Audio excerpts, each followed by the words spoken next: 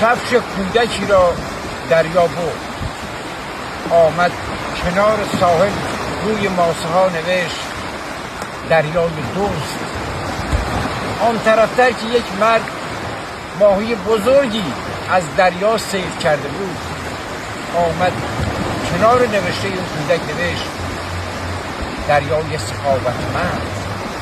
یک موجی اومد هر دو نوشته را شست و برد. دریا آرام گرفته بود. اگه من بنا باشه به گفته دیگران قضاوت کنم، نمیتونم دریا باشم. من نمیگم دریا، انشالله دلتون دریا. Bir oğlan çağanın köşüne derya apardı.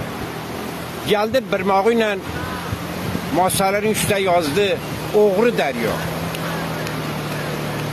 Bu endeki bir kişi balık tutuydu. Bir kağıta balık yerine geldi. Geldi oradaki oğlan çağa yazıldı. Onun yanında yazdı Alibol derya, büyük derya. Bir mevc geldi. Bu ki yazığıyım yüdü apardı. Derya aram oldu dedi. Eğer mən qərar olsa xalqın sözü ilə qızavət edim, başarmayım mən derya. Mənə deydinəm derya. Eğer o deyilsə ki mən derya deyilməm. İnşallah ürəyiz həmişə derya kimi olsun. Dönəməz.